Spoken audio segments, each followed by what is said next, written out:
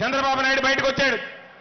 సాధారణంగా మనం చూస్తాం పగటి వేషగాళ్ళు ఏదో సంవత్సరానికి ఒకసారి బయటకు వచ్చి 4 పద్యాలో మాటలో చెప్పి చందాలు దండుకుని వెళ్ళిపోయేటువంటి విధంగా ఈరోజు మరలా చంద్రబాబు నాయుడు గారు బయటకు వచ్చాడు.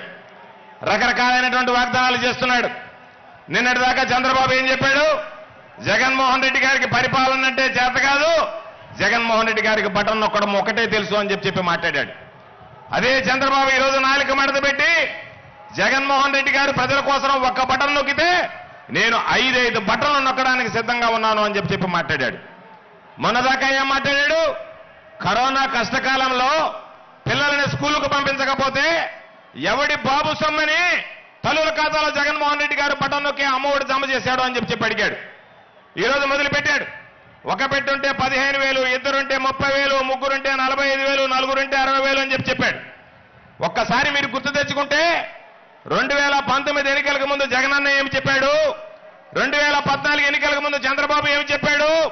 అధికారంలోకి వచ్చిన తర్వాత చంద్రబాబు ఏమాత్రం హామీలను నిలబెట్టాడు? ఈరోజు జగన్మోహన్ రెడ్డి గారు వచ్చిన తర్వాత ఏమాత్రం హామీలు నిలబెట్టుకుంటున్నాడు అనేటువంటిది ప్రత్యక్షంగా ప్రతి ఒక్కరికి తెలిసినటువంటి విషయం.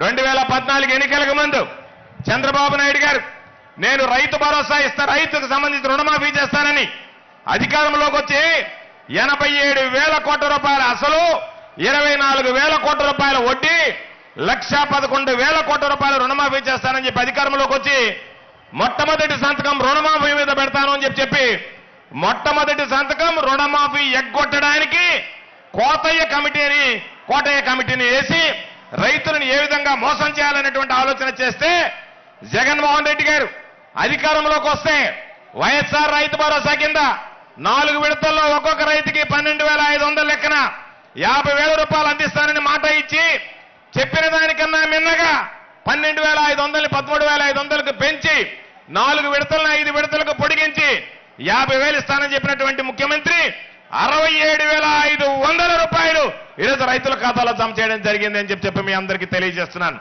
అదేవిధంగా ఈరోజు ఒక్కసారి చూస్తే రైతులకు సంబంధించి రుణమాఫీ చేశాడు చంద్రబాబు. మహిళల రుణమాఫీ అని చెప్పి మోసం చేస్తే ఈరోజు వైఎస్ఆర్ చేయూత ద్వారా 4 విడతలుగా మహిళల ఖాతాలో జమ చేశాడు, రుణమాఫీ చేశాడు. చంద్రబాబు నాయుడు రైతు రుణమాఫీ చేయకుండా, మహిళల రుణమాఫీ చేయకుండా ఎన్నికల దగ్గరకు వచ్చే చంద్రబాబు నాయుడు బంగాళాఖాతంలో కలిపితే ఈ రోజు చంద్రబాబు నాయుడు ఇచ్చినటువంటి హామీలకు భిన్నంగా జగన్మోహన్ రెడ్డి గారు ఏదైతే హామీలు ఇచ్చాడో ఇచ్చినటువంటి ప్రతి హామీని నిలబెట్టుకొని మీకు ఇచ్చినటువంటి హామీని నిలబెట్టుకుంటున్నా మీరు ఆశీస్సులు అందించండి అని చెప్పి రావడానికి ఈరోజు జగన్మోహన్ రెడ్డి గారు మీ మధ్యకు వస్తున్నాడు. చంద్రబాబు నాయుడు చెప్పాడు ఇంటికొక ఉద్యోగం, ఉద్యోగం లేకపోతే నిరుద్యోగ భృతి అన్నారు. పాప 2014లో అధికారంలోకి వచ్చిన తర్వాత అందరూ అనుకున్నారు ఇంటికొక ఉద్యోగం అంటే మన ఇంటికొక ఉద్యోగం అనుకున్నారు. చంద్రబాబు అధికారంలోకి వచ్చిన తర్వాత నేను చెప్పినటువంటిది ఇంటికొక ఉద్యోగం అంటే మీ ఇంటికొక ఉద్యోగం అని కాదు, నా ఇంటికొక ఉద్యోగం అని కొడుకు లోకేష్ బాబుకు 2 ఉద్యోగాలు ఇచ్చాడు. శాసనమండలి సభ్యుడిగా ఇచ్చాడు, మంత్రిగా ఇచ్చాడు. ఆ తర్వాత పాపం ఈ రోజు ఆయన కలలు కంటున్నాడు ఏమని, బావి ముఖ్యమంత్రిగా నా బిడ్డ ఉండాలి లోకేష్ అని చెప్పి. ఆ పిల్లవాడు ఈ మధ్య చెప్పాడు, సామెత ఉంది కదా, ఆవు చేలో మేస్తే దూడ గట్టిన మేస్తుందా అని చెప్పి ఈ మధ్య చెప్పాడు. చంద్రబాబు నాయుడు ఏమో ఒక్కొక్కరికి సంవత్సరానికి 15,000 అమ్మఒడి ఇస్తానంటే ఆ పిల్లవాడు చెప్పాడు నలుగురికి మామూలుగా ప్రతి నెలకి 3 గల పిల్లలుంటే ముగ్గురికి 15,000 రూపాయల చొప్పున 90,000 రూపాయలు వేస్తానని చెప్పాడు. నేను ఎప్పుడో చూసుకున్నాను 3 15 45 3 15 90 అని చెప్పి చూసుకుంటే 3 15 45 కానీ 3 15 90,000 నెలకేస్తాను అంటే ఏదో ఒక విధంగా గాలి మాటలు చెప్పి వెళ్ళిపోవాలనేటువంటి ఆలోచన తప్ప ఎక్కడా లేదు. కాబట్టి ఈరోజు చెప్పినటువంటి ప్రతి హామీ ఈరోజు ఆంధ్ర రాష్ట్ర చరిత్రలో నిజంగా ఒక సువర్ణాధ్యాయం. ఎందుకంటే ఈరోజు సిద్ధం సభకు జనం వస్తున్నారు, జగన్మోహన్ రెడ్డి గారిని ఆశీస్సులు అందిస్తున్నారు. చంద్రబాబు నాయుడు రా కదలరా అని పిలిస్తే పోండి వదిలి వెళ్ళిపోండి అని చెప్పి జనం చంద్రబాబు నాయుడు ముఖం చూడడానికి కూడా ఇష్టపడేటువంటి పరిస్థితి లేదు. కాబట్టి నేను మీ అందరికీ చెప్తున్నా, ఎవరో ఏదో చెప్పేటువంటి మాటలు కొన్ని పచ్చ మీడియాలో చెప్పేటువంటి వాస్తవాలే కాదు. సూర్యుడు తూర్పున ఉదయిస్తాడు, పడమట అస్తమిస్తాడనేటువంటిది ఎంత వాస్తవమో 2024 ఎన్నికల్లో తిరిగి ఆంధ్ర రాష్ట్రంలో వైఎస్ఆర్ కాంగ్రెస్ పార్టీ అధికారంలోకి వస్తుంది. తిరిగి జగన్మోహన్ రెడ్డి గారి రాష్ట్రానికి ముఖ్యమంత్రిగా ప్రమాణ స్వీకారం చేస్తాడనేటువంటిది అంతే వాస్తవం అని చెప్పి ఈ సందర్భంగా మీ అందరికీ మనవి చేస్తున్నాను. కాబట్టి ఇచ్చినటువంటి ప్రతి మాటకి కట్టుబడి, చేసినటువంటి ప్రతి వాగ్దానానికి నిలబడి, ప్రజల మనిషిగా, రైతు పక్షపాతిగా, మహిళల పక్షపాతిగా, అన్ని వర్గాల ప్రజలకు సంబంధించి, అన్ని వయసులకు సంబంధించి ఎక్కడెక్కడ ప్రజలకు అండగా నిలవాలనేటువంటి దాని మీద ఇచ్చినటువంటి ప్రతి హామీ నిలబెట్టుకుంటే ఈరోజు మనం సిద్ధమన్నాం, మనం పిడికిలు బిగించాం. అదే దాన్ని కాపీ కొట్టి ఈరోజు సంసిద్ధం అని చెప్పి చంద్రబాబు నాయుడు గారు మాట్లాడుతున్నాడు. అంటే మనం సిద్ధము అంటే జగనన్న మరోసారి మీ సేవకు సిద్ధం అని చెప్పి వస్తున్నాడు.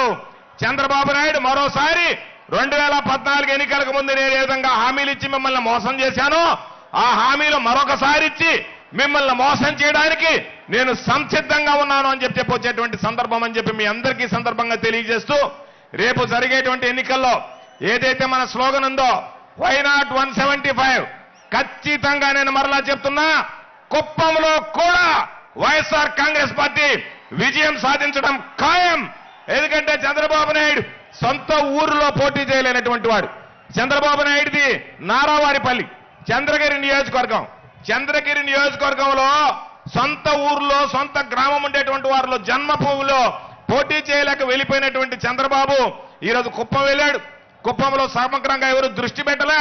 ఈరోజు జగనన్న కుప్పం అభివృద్ధి మీద దృష్టి పెట్టాడు. ఖచ్చితంగా ఈ రోజు మీరందరూ ఆలోచన చేయాల్సింది, మనం అందరూ ఆలోచన చేయాల్సింది 175 మంది శాసనసభ్యుల్ని, 25 మంది పార్లమెంట్ సభ్యుల్ని రాబోయేటువంటి 40 రోజుల్లో పూర్తయ్యేటువంటి ఎన్నికల్లో ప్రతి ఒక్కరం సిద్ధం అని చెప్పి ముందుకు వెళ్లి జగనన్నకి సంపూర్ణమైనటువంటి ఆశీస్సులు అందించేటువంటి విధంగా అందరూ కలిసి పనిచేయండి.